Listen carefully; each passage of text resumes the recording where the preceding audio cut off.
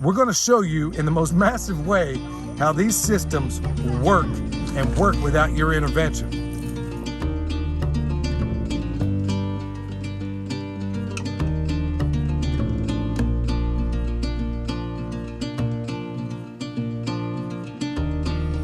Hey y'all, this is Billy, and I'm not at Perma Pastures Farm. Dig it, I'm out here at my son's wedding, and you're thinking, man, what kind of person is gonna be at a wedding and do a permaculture shoot? Well, we got 3 hours before we actually start the wedding. And William's new family, his adopted family, his married family, his other family, because they are really family, you know. William has for some time been talking to them about permaculture. Here we are in Northeast Texas. And you see a lot of cardboard on this. Folks, you're really gonna want to check this video out. There's a whole lot going on here. We just had a giant snake go over here. But this is the beginning of a food forest. Okay, now here's what you want to know. Now we're gonna leave here in a little bit, and you're gonna see me in a different set of clothes, not what I'm currently wearing right now, but you're gonna see me in a different set of clothes, and you're gonna see how these things can transition and how you can go from an orchard to a food forest in the most astonishing way. But how cool is this? Right here, blueberry blowing up. And for those of you that buy our comfrey, let me give you an idea of what you can expect. See this here? They got some that is twice this size out here, okay? So we got all kinds of fruit trees over here. William's father-in-law took me out here earlier and explained to me how, okay, well, I don't need anybody to tell me what this is. Right here next to it, what do we got? It looks like a mimosa to me. And it is in close proximity. There's also a mimosa over there on this side. This productive tree, which just happens to be a cherry, see those beautiful blossoms? I see a honeybee on it, just flew away. It's flanked on either side by a nitrogen fixer. Folks, I go on about this because it's important. So the nitrogen fixer is taking the atmospheric nitrogen, putting it down into the soil for the benefit of this productive tree. Also, it creates something of a minefield, literally a minefield of beneficial bugs that attack the bugs that want to get to your tree. So that's why every tree, depending on your design, we put sometimes a nitrogen fixer like this in the very same hole, or we flank the trees depending on our availability with nitrogen fixing shrubs. Like for example, down the way we got sea buckthorn, and there's a number of others we can do. Or you could also take these, literally take this, put it in the same hole. I know everybody's gonna tell you it doesn't work, but guess what? I'm going to show you at the other property here in a minute of a video I took earlier of how we've done it and how we took, basically we've taken an area that looked a lot like the one I'm about to show you. So we're going to move. I mean, isn't it just, just look at it. This is just flat out beautiful. I mean, look over here. I mean, we got as ground cover, depending on the time of the year. I mean, look, strawberries, we were actually picking some earlier. In fact, look over here. Bam. You got a ground cover and you got strawberries in it. Look at that. Isn't that beautiful? Well then, let's say depending on the time of year, it could very well be sweet potatoes. Why not? Why not have your ground cover also something that's very productive? All right, y'all, here's the part that everybody wants to know about, everybody wants to see. We get asked all the time about swales. Now, a while back, William dug these swales with a Mini X. He rented it, and it goes basically, it's on contour, and I'll walk down in it. Right here, I'm down in the ditch. And now I'm gonna walk up to the top side of where the mound is. By my judgment, this is every bit of 10 feet wide, about 8 feet down in the ditch, okay? And then also it looks like they had quite a bit of wood chips and wood mulch that was up here and actually got washed down in it. Now you wanna make sure whenever you do these things, you want to plant immediately. But what do we got up here? These are, well, I see a majestic peach. Over there, I see something that looks like an apple. And then I see flags over here at the very end. There's also other things. So basically, just like we've been teaching over and over and over in accordance, isn't that right, young man? Yeah, in accordance with Stefan Sobkowiak and some of our own methods and a lot of other methods from other people that we put into one cohesive system, you're gonna want to put a nitrogen, apple, pear, and look here, there's an N, says nitrogen on it, okay? So even if you don't have them at the time, you can put them in when it's necessary. Now, I was talking to the owner, I don't know if he wants me to use his name or not, but William's father-in-law earlier, and he was telling me that they basically planted this and then a heavy rain came in, washed everything away. Okay, that can be an issue. So you may have to go back and do it, or sometimes you want to go ahead and scatter. We always do. If you have to, hit it with a rake, put your seeds in, scatter mulch it, water immediately, and then it comes up. Okay, here is the beautiful, beautiful part about all this, y'all. Like I said, I have not been in this part of Texas for 2.5 years.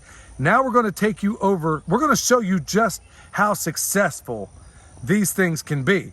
I was having a conversation with Ben Holler a while back from the Holler Homestead, and he was talking about wanting to transition from an orchard in the classic sense to a food forest.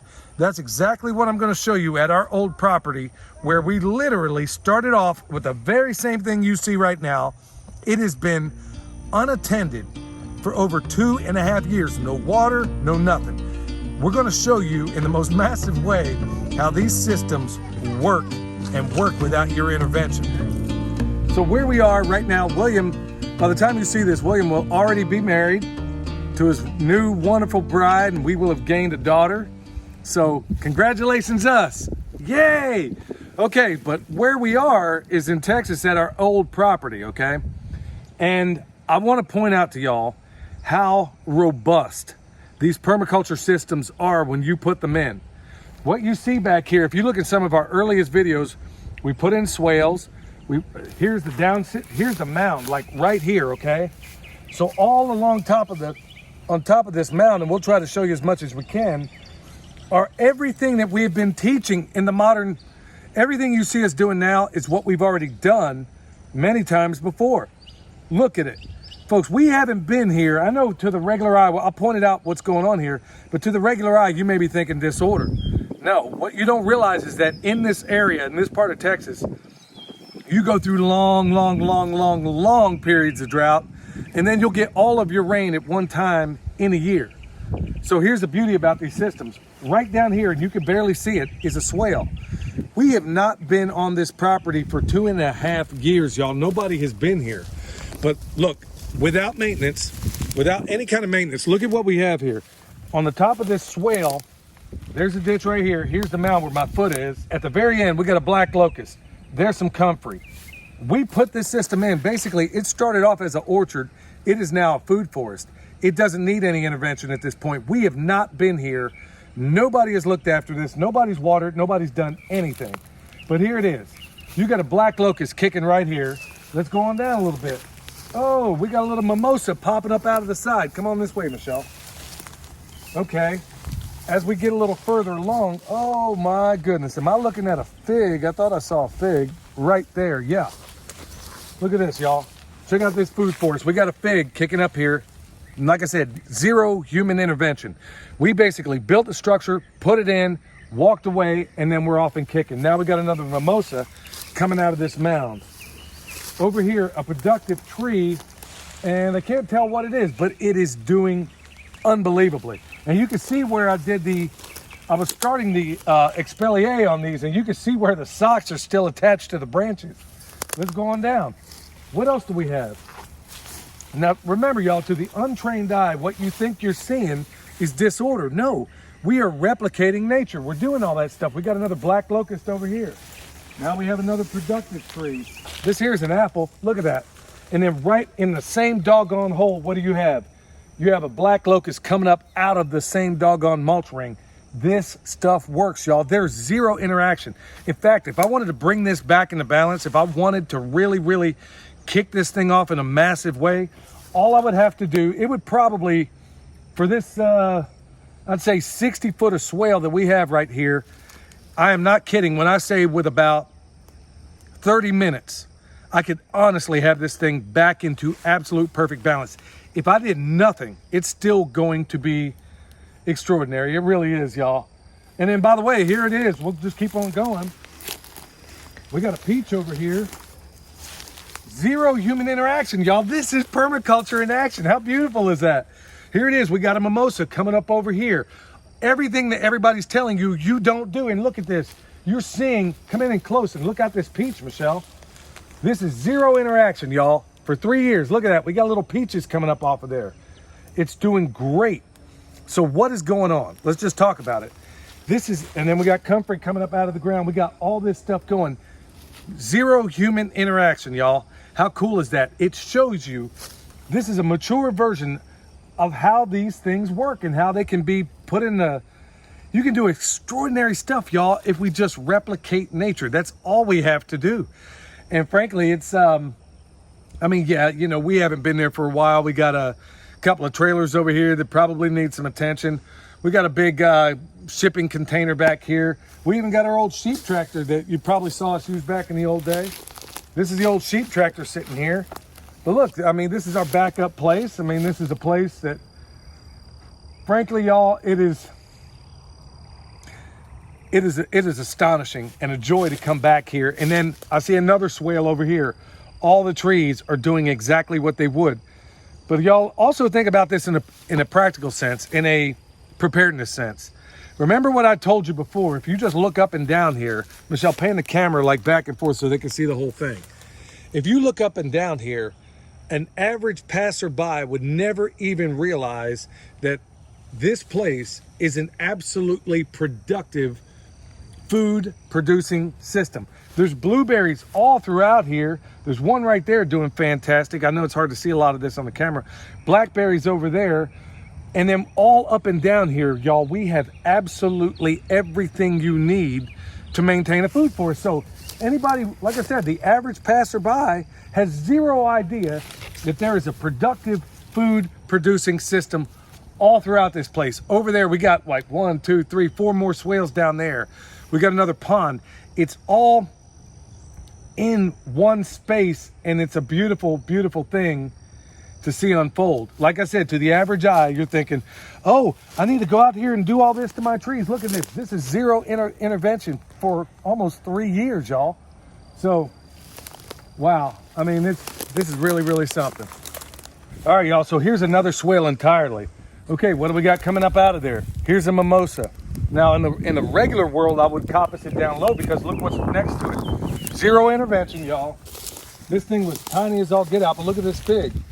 Just blowing up all by itself, because check it out. You see that down in there? Maybe you can, maybe you can't. That is the actual ditch.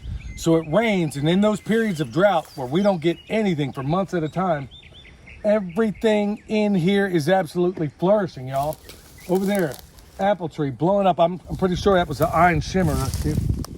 And then there's several other productive species in here, but this old swale isn't but, I don't know, maybe 30 feet long. Down there, another swale. Down there, another swale. It is astonishing, y'all. I can't. Wow. It never ceases to amaze me just how unbelievable everything does when you put in and you mimic nature. So, we'll see how much longer. Maybe we'll check it out in another couple of years and see what happens. But honestly, it's open invitation for all the neighbors and anybody else who would want it. Here it is. I'm looking at some apple trees over here, another fig. It's extraordinary, y'all. All right, how cool is that, y'all? Like I said, we have had zero intervention for 2.5 years. Those trees, well, I'd have to go back and look, but those trees were juvenile. So typically you can't walk away from a system for a number of years, but we're showing that these systems not only work, they work even without your intervention. So when you do things like, this is the other swale we were just talking about. Now there's a lot of dead trees and stuff down in there. If you wanted, you can go through some loppers, break it down. It would break it down only quicker, but if you left it like that, it's not a problem either. But look at this one is another swale that was done. And keep in mind, folks, we're at a part of Texas. Swales aren't all that necessary where we live in North Carolina. Now they can be incorporated into the landscape, but in a place like this, in a place where water is not so easy to come by, we've had the great benefit of being able to work in all these environments, which has actually just added more to our permaculture toolbox, which allows us to say, okay, do we need to be doing keyline here? Or do we need to be doing swales here? Obviously, what you plant for a tree, this is an Anna apple, but what you have for a tree is going to vary, obviously, depending on where you are.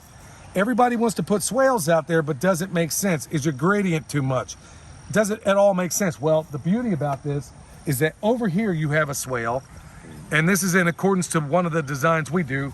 Right here you have a swale. What do you have down the middle? What can I do with this?